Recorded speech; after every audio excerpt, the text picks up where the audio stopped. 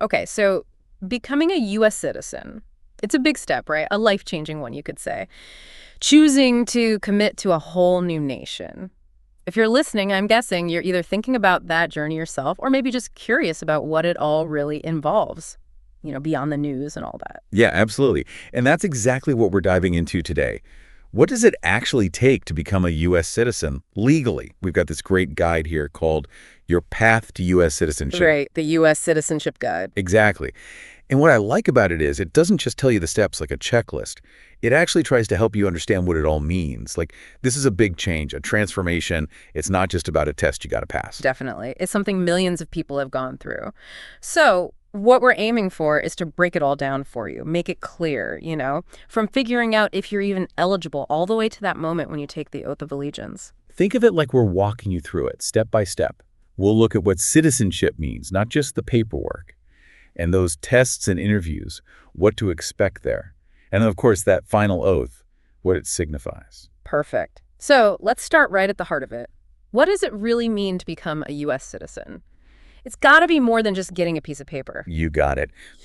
This guide makes a big point about that. It says this is like a huge personal step, and it means you're saying, okay, I believe in the values of the United States, freedom, democracy, all that. You're basically embracing the foundation of this country. And with that comes some pretty serious privileges, I imagine. You get a real say in how things are run, right? Exactly. Voting is like the biggest one. You get to choose who represents you, help shape the future, all of that.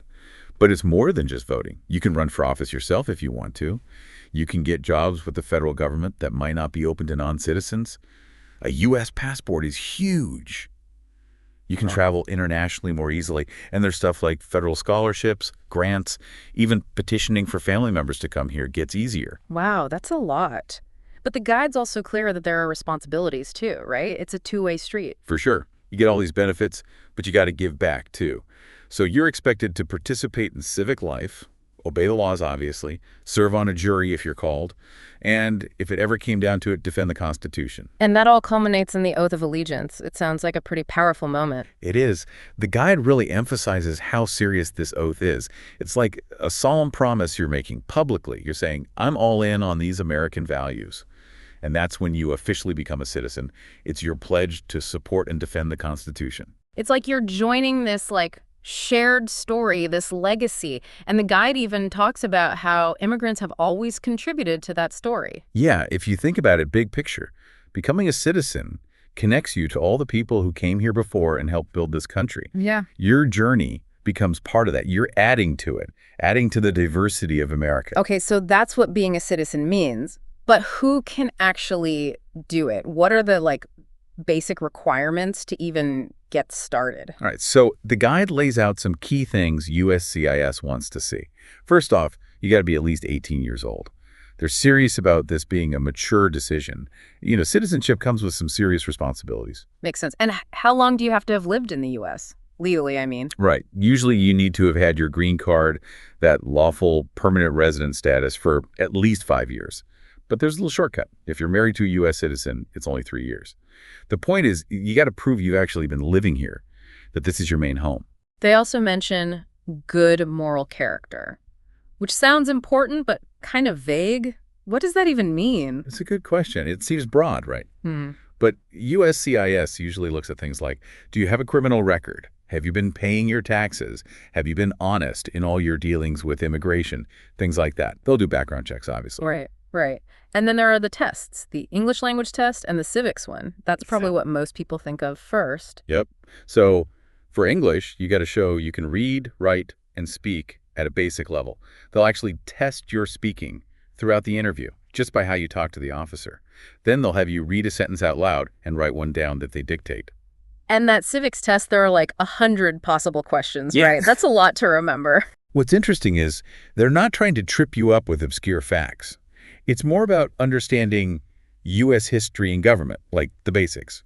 They'll give you 10 questions from those 100, and you need to get at least 6 right.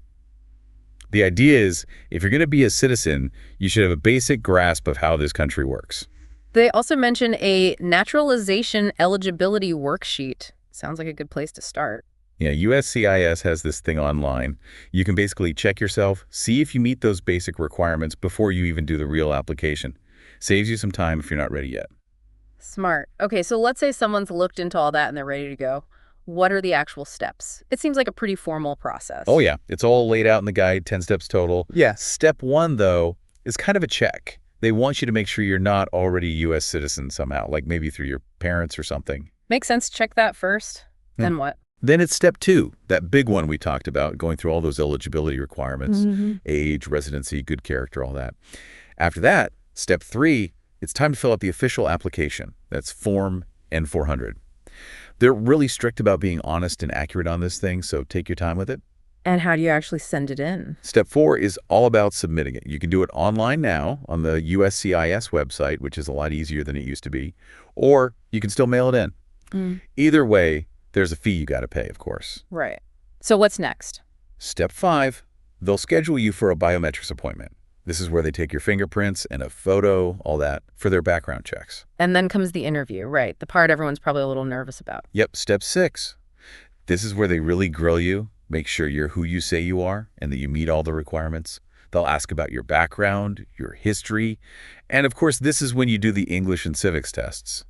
The guide's advice is just be prepared, be honest, and answer their questions clearly. Okay, so after the interview, then what? Well, step seven is the decision.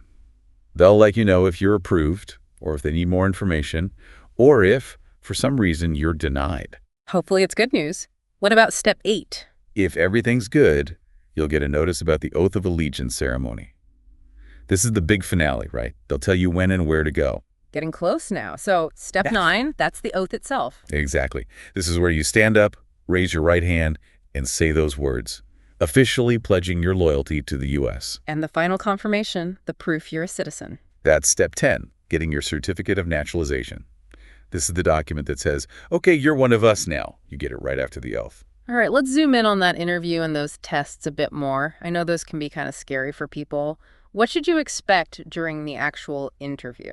So the guide says these interviews usually take about 20 minutes, give or take. It depends on your situation, I guess.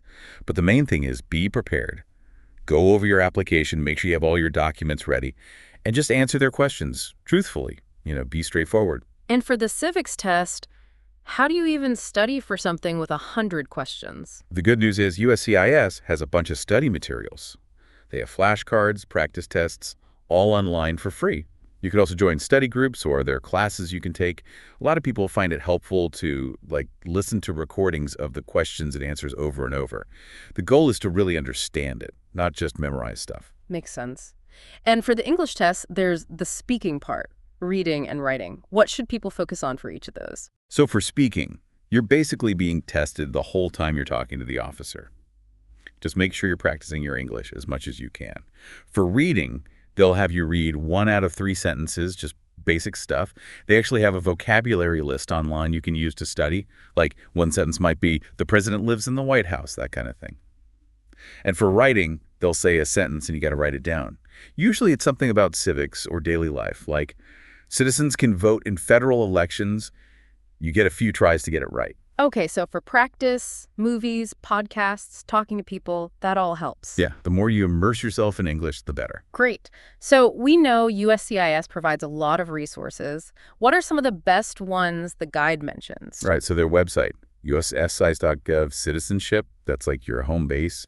They've got all those flashcards, study guides, videos, practice tests. A lot of it's in different languages, too. And they have an app, right, for studying on your phone. Yeah. It's called Civics Test Study Tools. It's got all those 100 civics questions, and you can even listen to them. They have it in English and Spanish. Nice. And what if you're more of a book person? They have a booklet called Learn About the United States. It goes deeper into the civics questions. You can download it for free or buy a copy. I think I saw something about a partnership with the Smithsonian, too. Yeah, that's a cool one. It's called Preparing for the Oath. It basically connects the civic stuff to, real historical artifacts and videos from the Smithsonian. Makes it more interesting to learn. That sounds fun. And for the interview itself, is there a way to see what it's like? There is. They actually have a video on their website and YouTube called the USCIS Naturalization Interview and Test Video. It shows you exactly what happens, so you're not going in blind. Good to know. And if you want, like, a quick review of everything. There's this pocket study guide. It has all the main points for the test. Perfect. And what about, like, the bigger picture of citizenship? They have a booklet called The Citizen's Almanac. It's all about the rights and responsibilities of being a citizen. Plus, it has stories about immigrants who became Americans and stuff like that. Cool. Are there any other books or resources that might be helpful? The guide mentions a couple. There's one called Becoming a U.S. Citizen. That's more in-depth about the whole process. And then there's the U.S. Citizenship for Dummies book. Oh, yeah, those For Dummies books are always good. What about online courses? There's a free one called USA Learns Citizenship. It covers everything, and it has some English practice, too. Awesome. And the guide mentions, like, local resources, too. What kind of stuff can you find in your community? Oh, yeah, your local library is a good place to start. And there are a lot of community groups that offer classes and help with the application. They can even do practice interviews with you. That's great. So you've made it through the interview. You passed the tests. Now what? The oath ceremony, the final step.